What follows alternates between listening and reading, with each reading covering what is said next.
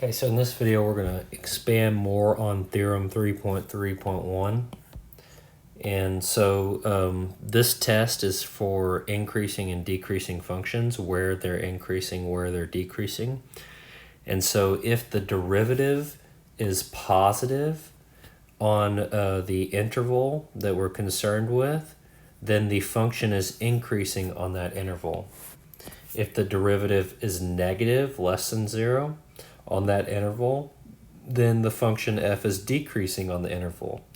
And if the function is the derivative is equal to 0, then on that interval, your function f is constant. Okay, so there's steps, you know my Clark way, so I like to verify how to verify this theorem using the steps. So step 1, okay? Step 1, what do? We find the critical numbers of f. Now, how do I find critical numbers of f? I take the derivative, I set it equal to 0, or it does not exist. Step 2, I break up the interval at the critical numbers. So if I'm looking at this, I have my critical number right here. I break up the interval into 2 pieces. I have this left side here and then a right side over there. Okay, so I break it up at the critical numbers, however many there are. Number 3, I pick a point in the subinterval. Okay, so I pick points in the subinterval and I plug them into the function f of x. So what does that mean? So like for this one here, I have a critical point right there. And so I'm going to pick a point over here on this subinterval.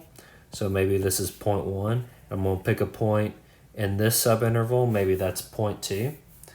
And so like this is like one side, and then maybe this is like the other side over here. And so then I take that point and I plug it into the derivative here, and I plug it into the derivative here.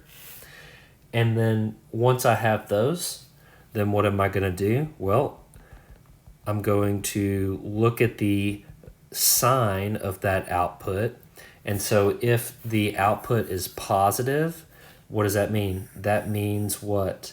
That means that I am increasing on the subinterval. So if I pick a point here and its derivative output is positive, then I'm increasing. And then if I pick a point over here and the derivative is negative, it's less than 0, then that tells me that I'm decreasing on that subinterval there. Okay? So this is how we verify where the function is increasing, where the function is decreasing. All right, step by step. So let's do it with an example. That way we'll have a concrete example that you can look at and reference. So given a function, so this is a cubic function. Cubic functions typically do something like this here. So there's going to be some increasing, there's going to be some decreasing, and there'll be some more increasing. So I first want to compute f prime. So that just means I'm going to apply the power rule to all those there. And then I want to verify where the function is increasing, where the function is decreasing, where it's constant. That's what we're doing. We're going to go through these 4 steps here for this problem. Okay? So what is the derivative? The derivative of x cubed is 3 times x squared. Okay? The derivative of negative 3x squared, well, what happens? The 2 comes out front. 2 times negative 3 is negative 6. And then subtract 1 gets me just a 1 exponent there. And the derivative of negative 9x is just negative 9. Derivative of 1 is just 0. Okay, so the derivative of f is f prime. Okay? Now, what do I do here? Well, I've actually graphed f of x here. Let me do this in blue. So this is f of x here. And then this is g of x. I'm sorry, f prime of x here. Okay, so I've graphed the function and its derivative on the same curve. All right, so I've got it labeled there. Now, what do I want to do?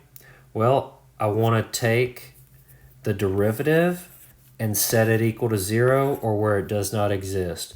Well, what do I know about the derivative? The derivative is a quadratic. The quadratic is defined for all real numbers, so there's nowhere where it does not exist, so I don't have to worry about that. I just need to set the derivative equal to 0. First thing I'm going to do whenever I factor this, I notice it has a 3, a 3, and a 3 factor here. If I pull a 3 out of 3, I just have x squared. If I pull a 3 out of -6, I have a -2.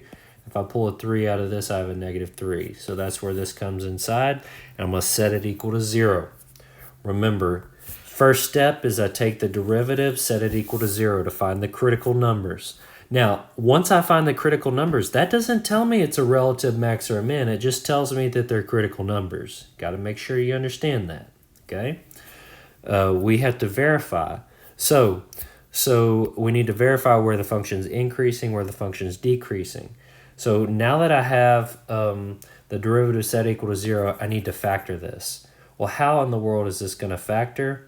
Well, it's a trinomial, so I need to do trinomial t-chart, AC method. I need something that multiplies to -3 and adds to -2.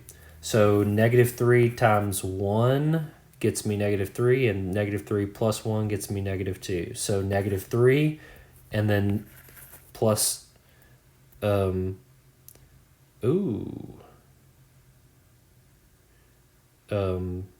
I think I messed up here. Okay, so that should be a 1. Sorry about that, y'all. So this should be a 1 here. Okay, that's gonna throw off some stuff right there. I need to be more careful. Okay, so let's make sure x minus 3 and then x plus 1. If I distribute, that's x squared. And if I do this, that's going to give me plus x, and then this is going to give me minus 3x, and then minus 3. And so it's x squared minus 2x minus 3. X squared minus 2x minus... Okay, so yeah, absolutely made a mistake there. Okay, so that needs to be a 1 and not a 2 there. All right, good to see mistakes every once in a while, all right? Okay, so just ignore that that's written as a 2 for now, so that's supposed to be a 1 there. So if I solve this here for set it equal to 0, I get x equal to 3. Look, this right here, 3 can never be 0, so we just ignore this case here. That's extraneous. It's not going to work. It's a contradiction. This one here, I wrote x equaled -2. Don't worry, this should technically, this is x plus 1, right? So that would be x equal to -1, not -2. Okay, I know it's going to say -2 through here. I'm sorry about that, but this should say -1. All right, so I'm going to mark it. So here,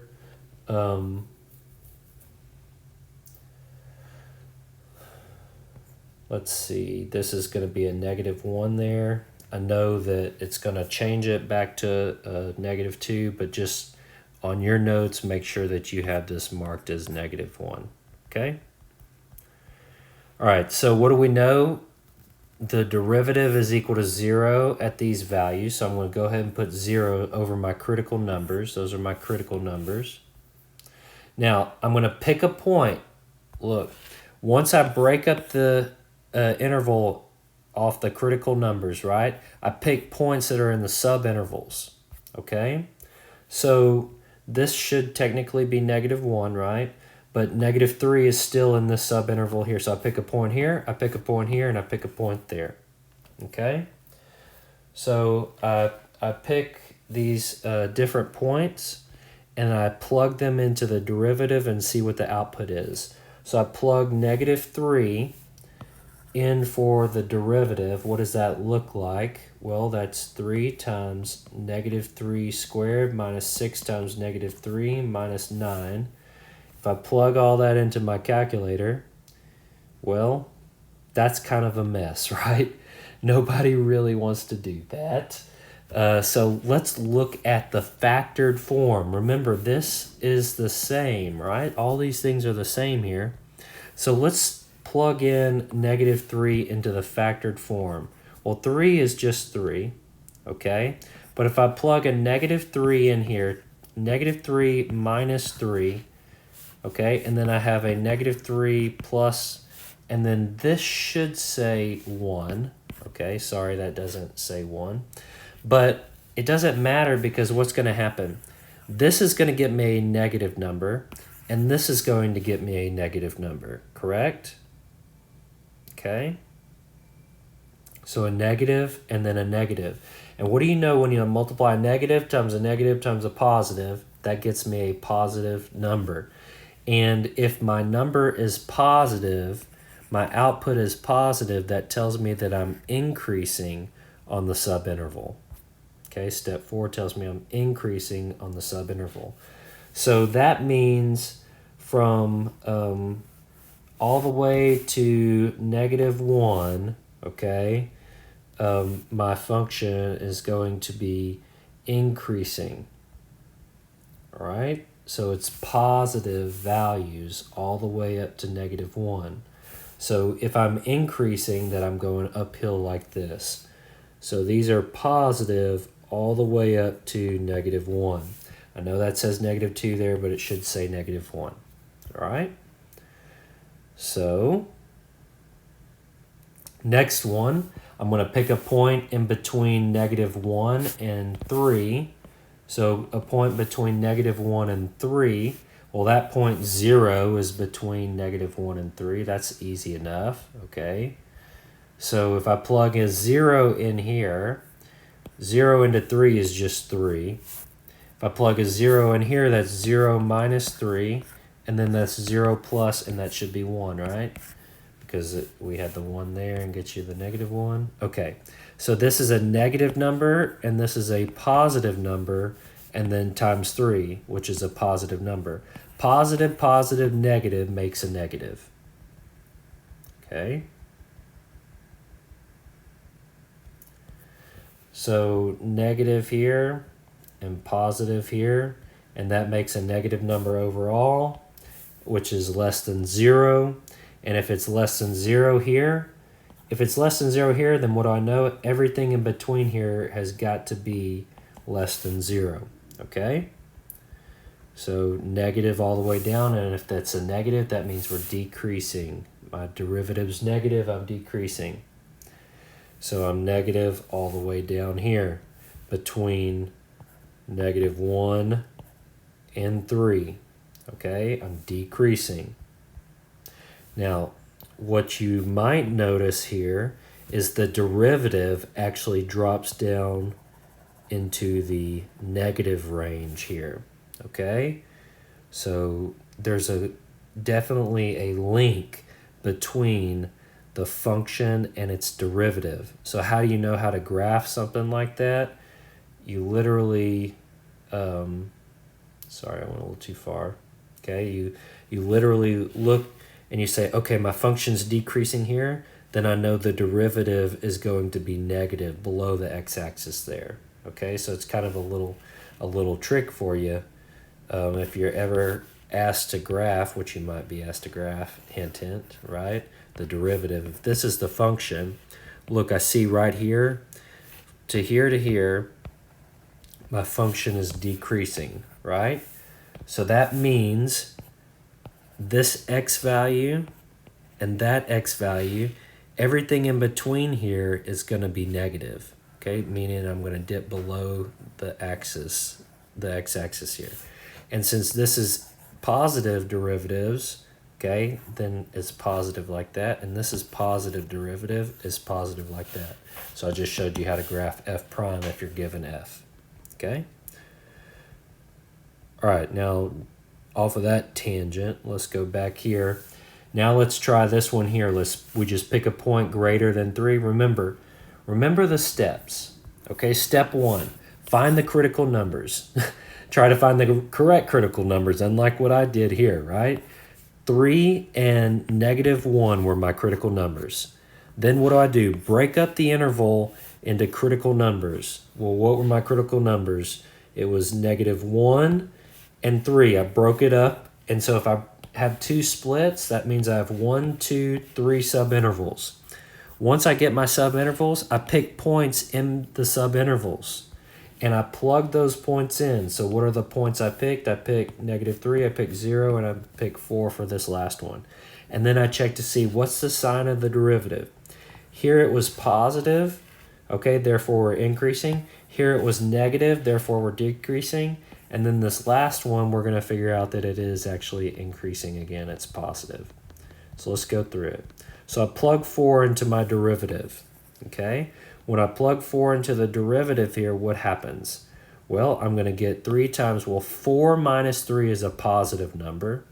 And then 4 plus, technically it's a 1, is a positive number. Positive, positive, positive makes a positive, which is greater than 0. Therefore, I'm positive on this interval, this subinterval. And so I'm increasing, which makes perfect sense because the graph here looks like it's increasing all the way up that way. Okay? So what do I know? F is increasing on these two intervals here. Now, technically, this should be a -1, so that would make this be a -1. So from negative infinity up to -1, it's increasing. And then from 3 to infinity, we're increasing. Okay, that's what we're saying there. So the function is increasing on those intervals. Now, where is it decreasing?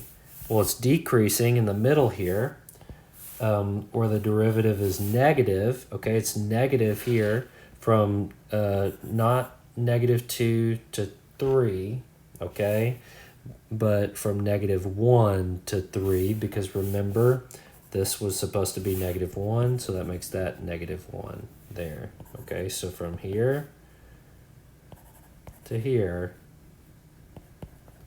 I'm sorry, that should be +3. We are a function that is decreasing, okay?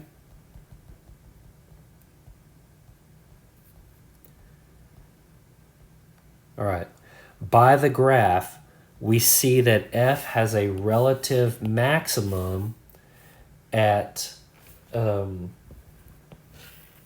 x equal to, technically it's a 1, my goodness, technically it's a -1. So a relative maximum at x equal -1, okay, it has a maximum. When you plug it into your original function, you can find that maximum. If you plug a -1 into there, I didn't do that, so I'm not too worried about it. And there is a relative minimum. Just graphically, we can tell at x equal to 3 there. We can tell that graphically there is a minimum at that point. Now, in the next video, I'm going to show you how to figure out where the relative max and the relative mins are by hand without having to use your calculator to get that answer.